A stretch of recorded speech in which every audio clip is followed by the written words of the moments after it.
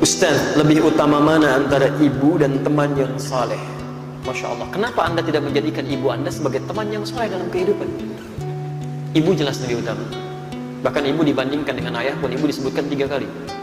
Bahkan dalam Al-Quran setelah mengatakan sembah Allah, berbakti pada orang tua, ibu yang disebutkan pertama kali. Quran surah ke 31 ayat ke-14, posisi paling kiri sebelah atas. Quran surah ke-46 ayat ke-15, posisi paling kiri sebelah atas. Saya mau tunjukkan bagaimana di Quran surah ke-31 ayat ke-14, ibu orang tua yang beda agama saja tetap ada penghormatan di Quran dan dimintakan untuk mengajak pada kebaikan. Lihat kalimatnya.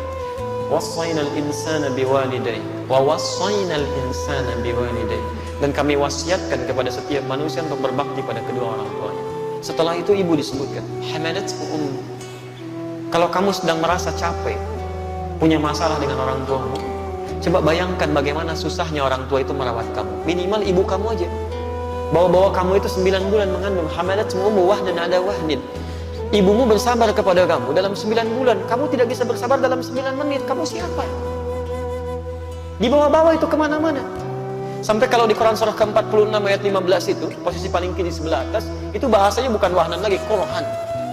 Kadang-kadang lelahnya tak tertahankan. Luar biasa.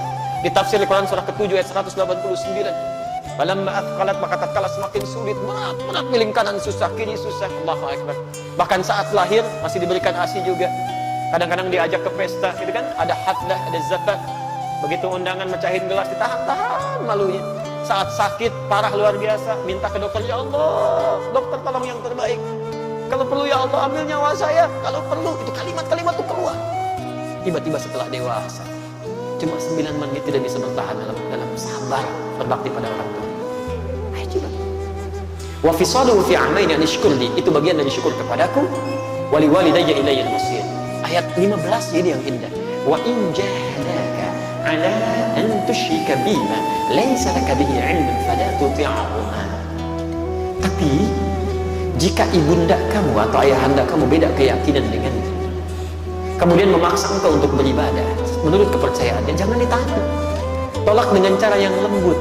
Wa sahibhuma fid dunya ma'rufa. Tapi jangan sampai perbedaan keyakinan itu menjadikan kamu berbuat buruk pada orang tua. Tetap temani dia. Bahasanya sahib dari kata sahabat. Sahib itu sesuatu yang lekat. Zamannya ashab. Ada orang yang lekat dengan surga tak terpisahkan, ashabul jannah. Ada orang yang lekat dengan neraka tak terpisahkan, ashabun nar. Makanya disebut dengan sahabat, lekat.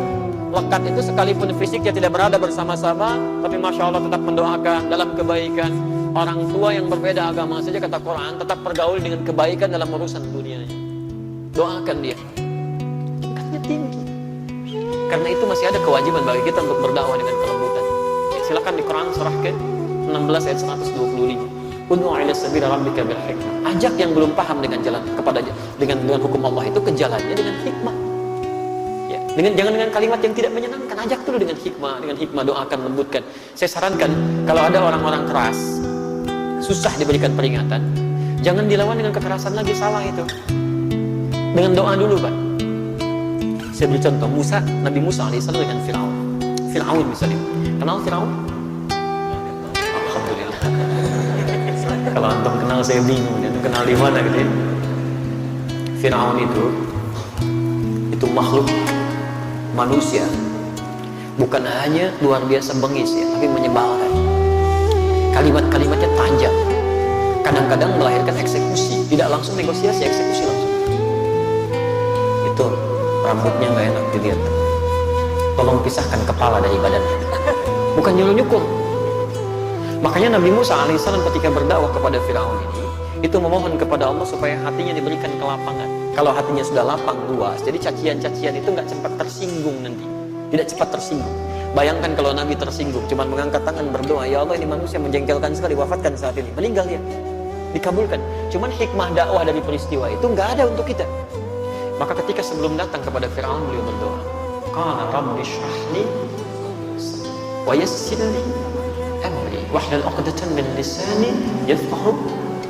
Itu rumusnya, Rabbi shrah li sadri, ya Allah lapangkan hati saya supaya kalau mendengar kalimat-kalimat yang tidak nyaman saya bisa tahan. Orang tua misalnya antum mulai ngajak pada kebaikan, Pak ayo sholat, itu kan, kamu ngajak ngajak sholat, ya kan? Udah nanti aja lah, papa juga tahu lebih duluan daripada kamu. Sabar. Ayo pak, kan tidak harus seperti itu. Papa kok gitu amat, si amat aja nggak gitu, ya kan? Itu kan si amat, bukan papa. Mana rame gitu kan? Pelan-pelan doa lagi, pelan-pelan doa lagi. Jadi kalau sudah dilembutkan hatinya oleh Allah, itu mudah kalimat-kalimat mas. Saya pernah satu kali ada seorang yang datang berubah, sibuk luar biasa, punya jabatan di pekerjaannya, Insya Allah. Begitu berubah, orang tuanya marah karena dia merasa dunianya tertinggalkan, padahal bukan tertinggalkan, menyesuaikan dunia untuk kepentingan akhiratnya. Dikerjakan juga tugasnya. Siapa yang membuat kamu berubah? Kalau kamu tidak mampu menyelesaikan, papa yang turun tangan, sampaikan. Waduh, itu baru tangannya, belum kalau turun kaki macam-macam ini sebagainya. Dan itu punya posisi juga, pasukan luar biasa lah, kamu dulu saya sebutkan ya. Apa yang terjadi? Saya nasihatkan, doalah kepada Allah, minta kebaikan, minta melembutkan hatinya, pasti akan diberikan jalan. Dan ini poinnya, tetap berbakti kamu pada orang tua seperti sahabat dulu pernah mengalami peristiwa itu. Jadi setiap keperluan apa-apa berikan. Ketika nasihat itu sampai, nilai Quran diberikan, qadar Allah, ternyata ujian itu datang. Ibunya sakit pak. Begitu sakit, di sini dilakukan. Cari rumah sakit terbaik, dimaksimalkan perawatannya. Dalam setiap pekerjaan yang luar biasa padatnya, itu masih nengok ke situ, dilihat lagi, dicari dokternya, dipastikan begini, sampai ibunya menangis bertanya, siapa yang menyuruh kamu seperti ini? Dari mana kamu begitu? Inilah hasil belajar saya selama ini, man. Saya memang diajarkan begini, saya diajarkan seperti ini. Sampai ibunya menangis, ayahnya lihat, ayahnya berubah, ibunya berubah, istrinya berubah, anak-anaknya berubah. Akhirnya datanglah satu keluarga besar. Kita sama-sama ketemu, bapaknya minta maaf, ibunya minta maaf, bahkan kita beribadah bersama-sama dalam kebaikan sampai ke Mekah. Itu cukup menarik gitu kan. Jadi kalau Anda bertanya lebih baik mana ibu dengan teman yang saleh, sebetulnya pertanyaan itu tidak perlu muncul. Anda punya tugas menjadikan ibu Anda saleh dan mempertahankan pertemanan dengan teman saleh Anda. Dan teman Anda yang saleh akan mengajak Anda untuk berbakti kepada orang tua. Itu poin. Jelas?